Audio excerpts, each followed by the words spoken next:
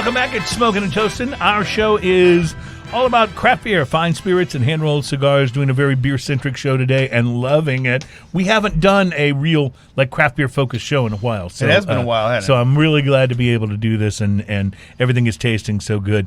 It's show number 138. Eureka Heights is in the house, and we are brought to you by a B&B Butchers and Restaurant at 1814 Washington Ave in Houston, in the shops at Clear Fork in Fort Worth. And, I can't let a whole show go by without saying bacon, bacon, bacon. Bacon. Have the bacon. It's the most unnaturally wonderful thing from B&B. Oh man, have I ever? That's why I'm speechless right now. It's just such a wonderful thing. There are a handful of things that are really, really wonderful, and that is one of them. You just got to go there. So, hey, want to give out big congratulations to a craft brewer, because they made it into what I guess is now the biggest movie of all time, Avengers Endgame.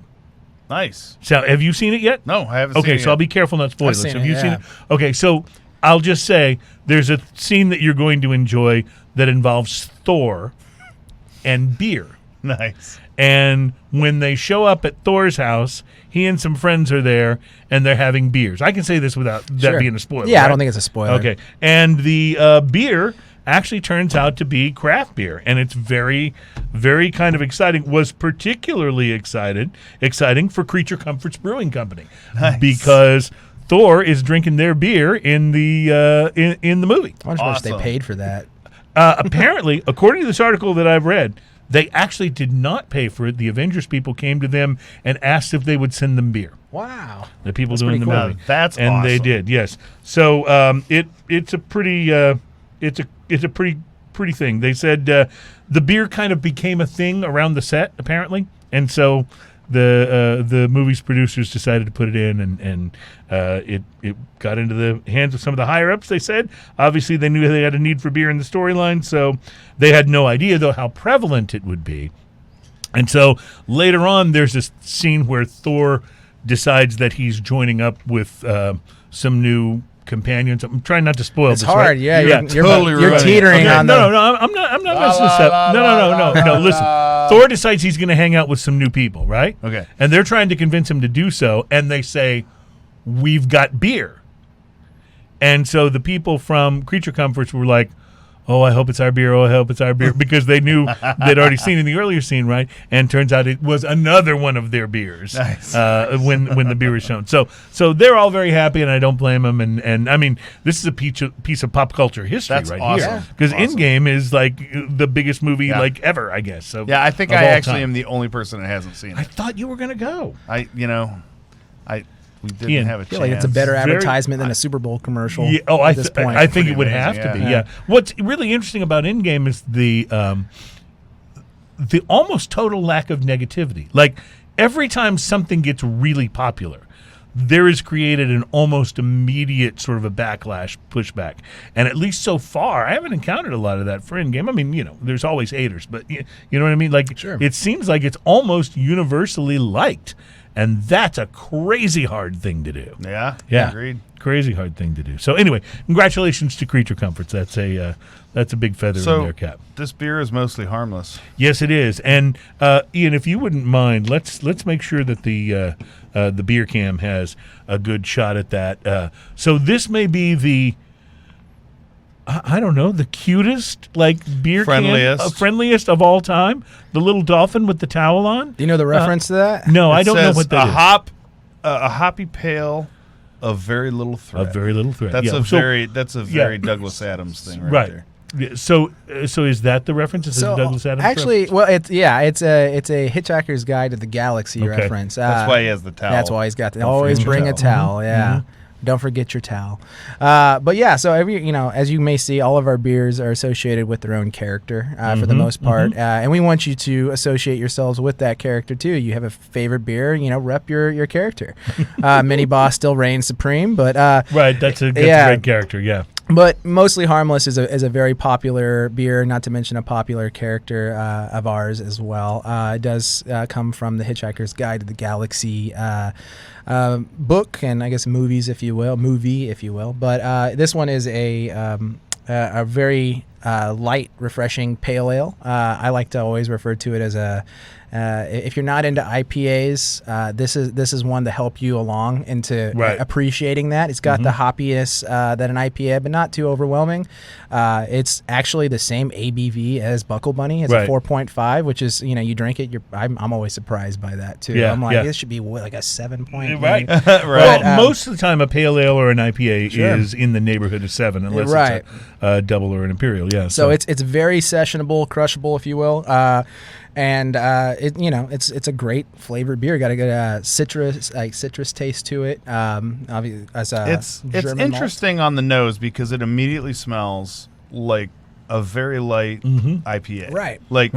Right. It will actually fool you when you put it up to your nose and think that's going to be an IPA. But there is enough hop bitter on the finish that this definitely is a step beyond the Buckle Bunny. Like my friends that don't like that sort of hop bitter, I don't necessarily send them here. I send them to the Buckle Bunny instead. But this is like for when you're ready for that next step and you want just that little bit more, flavor creeping in there, but you still want something, very crushable. Sure. So, yeah.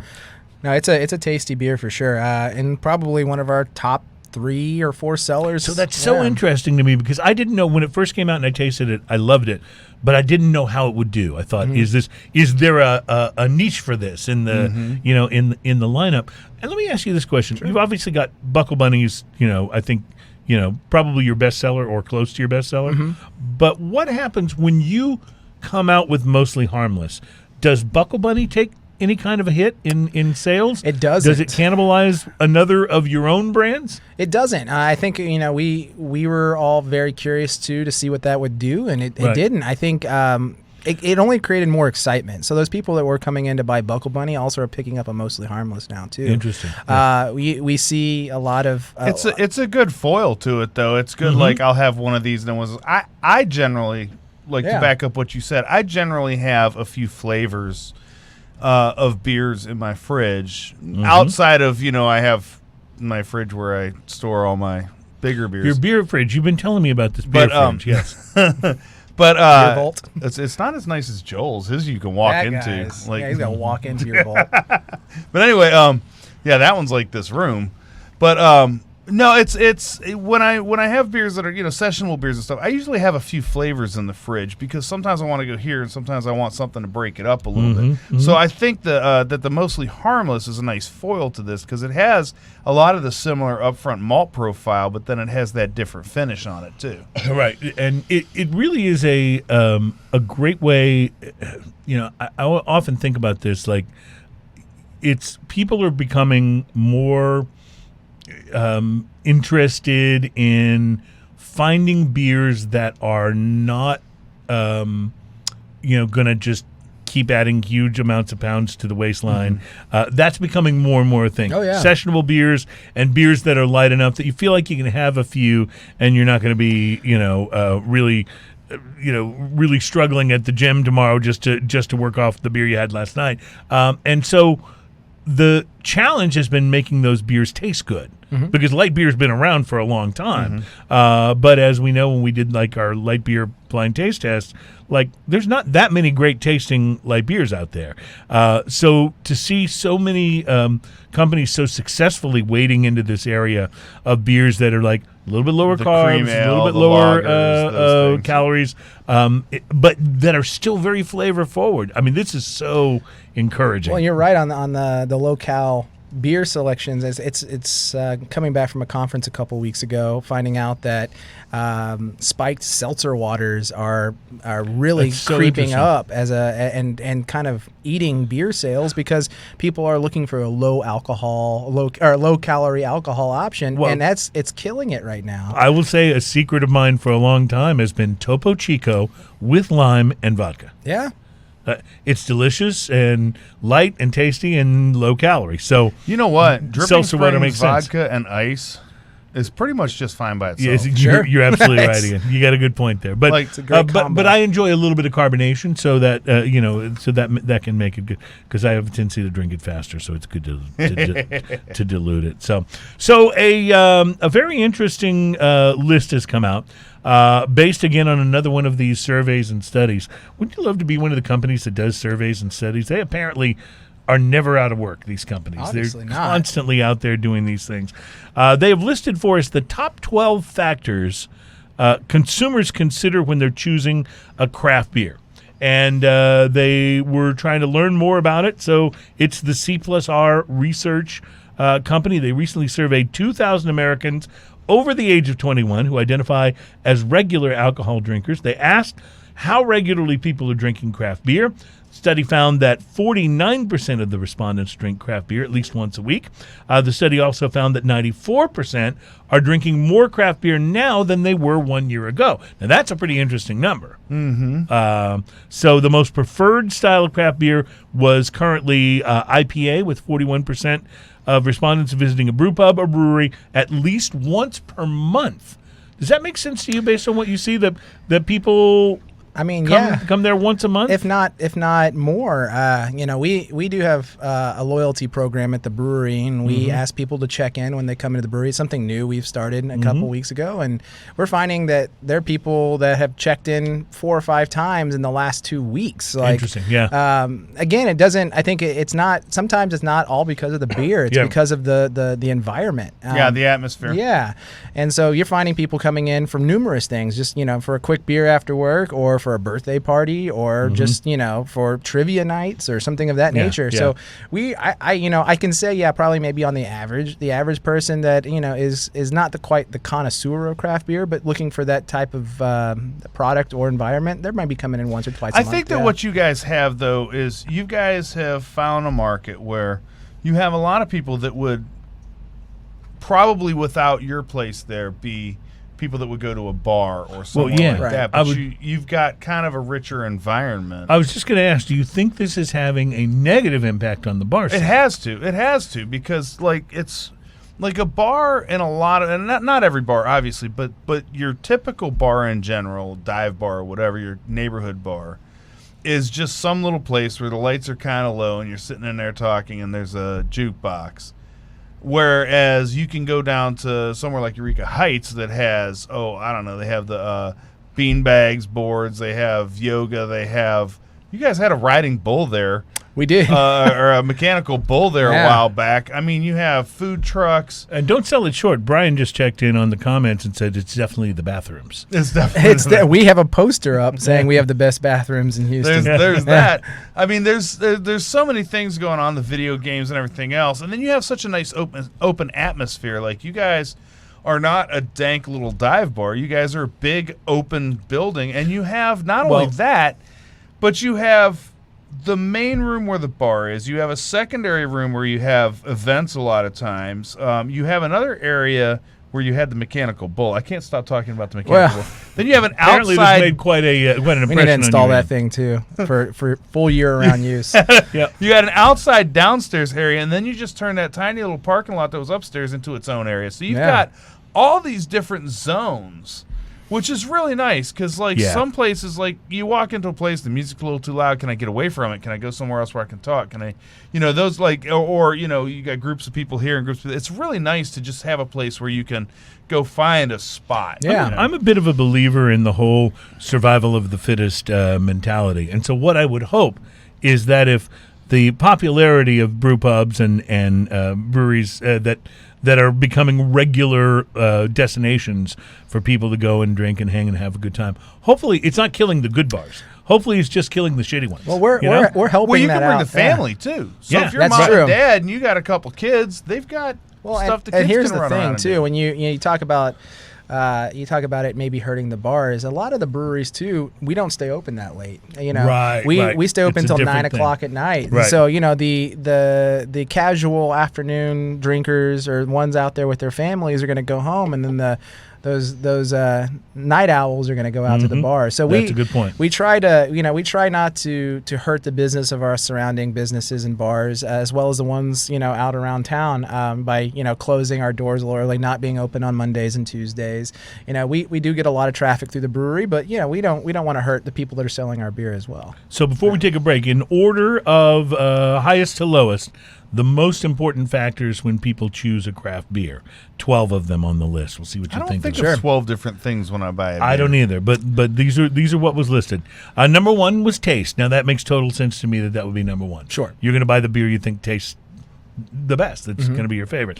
Number 2 is style, and what they mean by that is, like stout or IPA or pale ale or cream ale or whatever. Not having a bow tie on the can. Right. Okay, gotcha. Yeah. Number 4 is mountains to tell you if the beer is cold. No, I'm kidding. I totally made that up. I'm like, That is- you kidding? no, that is completely me not going. true. No, that was brilliantly placed. Completely not true. In fact, that didn't make the list. I Yeah, know why you're are your right. cans not cold activated, Yeah. by the way? What is wrong with we're working your on brewery? that technology. What if the towel slipped off Well, of the dolphin when the can turned You have to cold? download the app, and the Wi-Fi enabled in the can will tell you if it's cold or not. Okay, there you go. There you go. Well played. Number 3 is actually price, and that makes total sense to me that would be fairly high on the list. Number 4 is the brewery. So there is some real brewery Loyalty, beginning to happen. And if you think of like some of the craft brewers like the Dogfish Heads and the Stones and some of those guys, you can see that there is some, as an IPA guy, I'll try anything that Stone puts out. Absolutely, yeah. Because I have that level of loyalty. And as a to- person who likes ridiculous beer, I'll try anything that both of those companies put out. right, exactly. Hey, but that would be some of that loyalty Yes. that you're talking about. Number 5, believe it or not, alcohol percentage. So I don't know whether that means high or low. I suppose So it means I have a friend of mine. Oh. He might be the singer in my band. And he used to not buy beer unless it was like 8% or above, right? well, Like he just wouldn't buy it. he didn't want to waste time. So Devil's Backbone was one of his go-to Right, because it right, was right. like it's like $8 for a 6-pack of 8% fairly above. high 8%. Yeah. But now he's on a diet, so everything he buys has to be like 4.5% Well, that's or what- below. So this totally figures into exactly what we were talking about. That both the high and the low. The high and the low. Yeah, I very think it much, could be yeah. either figures or. into this for number 5. Number 6 is the brewery location. Now this is really interesting because what I assume that means is it's people supporting local. But I wonder if that even extends to neighborhood. I And would what about say easy so. in and Yeah. easy out? Too? Right, absolutely. Plenty of parking. You Yeah, know. Right. parking Yeah, has a stuff lot like to do with that. that. I would But have if to you say. live in the Heights in Houston, are you going to be most interested in the breweries that are in your neighborhood as opposed to say ones that are in Conroe? And if you're in Conroe, you may be more loyal to those breweries than you Right, are to right. breweries in the Heights Well, or Midtown. something you can ride a bicycle or walk to. Yeah, or easy Uber. right, easy Uber. And as of now, I mean, I think, if I'm not mistaken, we're the only craft brewery in the Heights now since Town and City no longer. They're now a cider company. See, that's Yeah. crazy because I would think the Heights would be where all the craft breweries You would think so, in yeah. Houston would be. But, you got East Downtown, you got, a lot spread of other out. hot locations. So very interesting. Number 7 is packaging and branding. So this makes sense to me. In fact, I might have even expected it to be a little Up higher. higher, yeah. Yeah, because very much your first impressions of a beer. When I'm standing in the beer department as Specs, which is, about 3-4 times the size of this room if I'm downtown, you're looking at hundreds and hundreds of different choices.